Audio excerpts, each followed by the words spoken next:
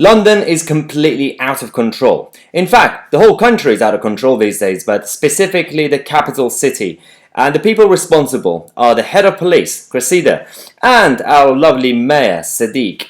Now, we've seen over the past few weeks with a small group of radical left-wing loonies running around, shifting the agenda, running the narrative, and causing chaos on the streets. And no one's doing anything about this. The police have been, I understand that the British police is there to maintain peace rather than just enforce the law, but they've been absolutely useless, not specifically because of the individual police officers. A lot of them are very robust, they care about law and order, but because of people like her, the head of Metropolitan Police and the Mayor of London, who is responsible for policing in London. Now, we had an incident in Brixton a couple of nights ago. We're going to talk about that in this video. And we're also going to talk about how Priti Patel, the Home Secretary, is finally stepping in. I mean, it's about time, but at least something's been done. So Priti is not happy. She's the Home Secretary. This morning she demanded to see the head of Metropolitan Police first thing in the morning as an emergency last-minute telling off session.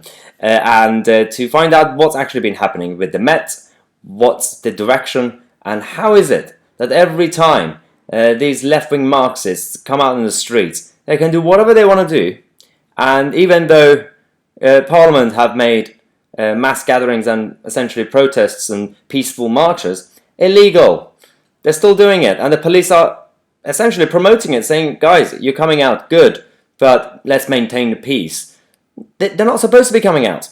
So, in terms of what happened in Brixton, Priti Patel said, well, she demanded the secrecy. The first thing, tomorrow morning, this is yesterday's news, for full explanation after the Metropolitan Police were reduced to a laughing stock.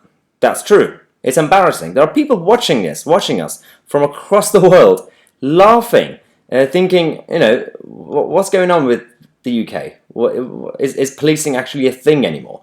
Unless, you have the veterans coming out to protect the statues, then yes, the police, bring out the riot squads and everything to, I don't know why, to counter the counter-protest for some reason. So Priti has said this, and also she tweeted, these are utterly vile scenes. And this is after a crazy street party that was obviously hijacked by the typical, I don't know what to call them now, because we've been calling them everything, hard left, and the people who are anti-police, anti-British, anti everything that we stand for, our society. She said, just last weekend, the whole country came together to praise our heroic police officers for putting their own lives on the line to keep us safe.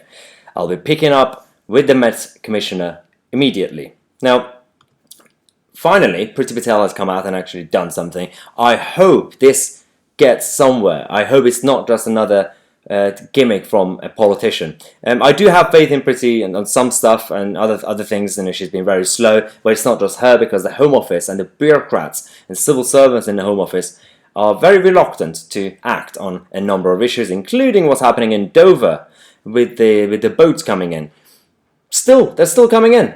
So if you guys are following Nigel Farage on Twitter or YouTube, he's been keeping us up to date with what's happening in Dover. The boats are still coming in, and the Home Office are still acting as taxis. Brilliant. Speaking of the police, we have Northumbria. So these guys, again, yesterday came out and said that this weekend we're going to have a peaceful march, a vigil for the BLM movement. That's going to happen. And the police, the Northumbria police, have said, well, it's going to happen. We're going to facilitate this peaceful gathering. And even though we just said Parliament have now voted to make all these mass gatherings illegal, you're not allowed to do that. Rightly or wrongly, that's the law. And the police are there to enforce the law. They're not enforcing the law. Not only that, so they said that they're going to facilitate this mass, peaceful gathering, vigil. They've also said, if there's a counter-protest, if there's a counter-mass gathering, in any shape or form, or any other mass gathering, That's against the law, and we're going to clamp down. So just like pick and mix. So Northumbria police are absolutely disgraceful. This should be addressed. Again, the Home Office should be on top of this. I don't know if they are or not. Because in London, we have Sadiq Khan now warning that the Met Police and the TfL are to face cuts, more budget cuts. This is the same Sadiq Khan who is a Labour politician. He spent years between 2010 and 2015 with the so-called austerity years, criticising the Conservative, the coalition government, saying that you should not cut the police. And he's not doing that. He's also cutting the TfL. We're going to talk about the specifics in this because London is out of control and he's actually going to get rid of more police officers. Brilliant, right? So these are the numbers. So £287 million to be cut from the TfL budget.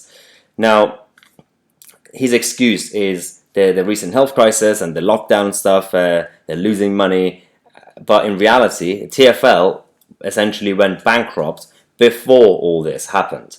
There was about £1 million black hole financially. £1 billion, right? They went to the government, central government. They begged them for money and bailout. The government gave them £1.9 billion, essentially double, so almost £2 billion. So that's already covered the £1 billion black hole, and on top of it another extra, almost another £1 billion. And he wants to now cut the budget by £287 million. That's one issue with the TfL, and I think it's going to fail because he's cutting it for no reason. The Met, £109 million from the budget, and you would think, if I were in charge, I would cut certain things from the police when it comes to these ridiculous departments they have for, speech. If you say something offensive, and people are sitting behind their computers in the office, not actually addressing real problems on the streets. That's a waste of time. All the admin and all the bureaucracy. No, this cut is going to be like front line. So brilliant, well done, Sadiq. And then you got the £59 million from the Mayor of London, which is City Hall. So that's good. Now the problem with this is he wants to save £59 million. He's already in this, he's including, this is a massive lie. He said that he's going to save £50 million by moving City Hall to East London. Now, the blueprint says it's not £50 million instantly, it's £50 million over 5 years, 55 million over 5 years. So it's not an instant save, and the rest of it, that budget needs to be cut even more. The admins, the absolutely useless bureaucrats in City Hall, that should not be 59 million. There should be a lot more. Then London Fire, 25 million pounds. Why are you cutting that? They're just randomly cutting, and what they're going to do is when things go wrong, they're going to blame the central government. They're going to say, oh, well, the Tories are in charge, so London is now in trouble. No, you're in charge of London, Sadiq. Don't you go around blaming anybody else. So this is what they're doing. And the biggest problem is the Met. So you have the leadership, or lack of leadership, of this woman. She needs to go, absolutely. And if Priti Patel is serious about tackling the problems we have with the Met, this person has to go. Sadiq Khan, well, we can't sack him because we live in a democracy, so you have to wait until next May, until the next mayoral election, to get rid of him.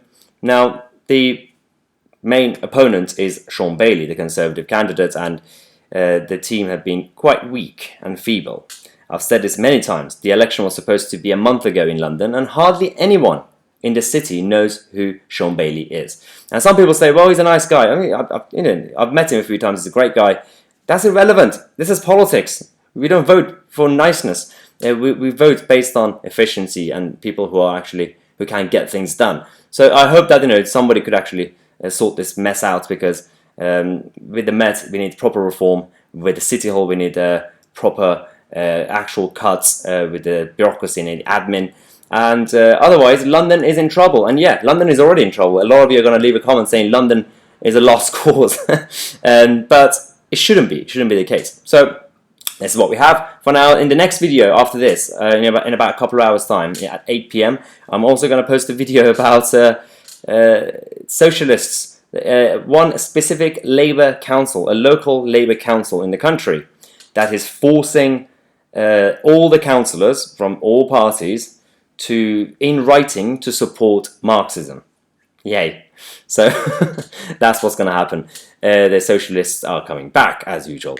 For now, don't forget to get your merchandise. We've got the new Defund the BBC t-shirts. The link is in the description. You could find it in various colors and everything. This is obviously limited. I think we're going to keep going with this for the next couple of weeks. And then we're going to stop this, obviously, and we're going to run out of everything that we have. So we've had a lot of demand from you guys, so thanks again for supporting. Don't forget to subscribe to the channel, click on the bell next to it, and become a member. You could become a member by going on youtube.com/myitc/join. The link is in the description as well. You could find it. You get a lot of benefits, Q&As, and more exclusive content and everything. I'm myitc. I'll see you guys in the next video.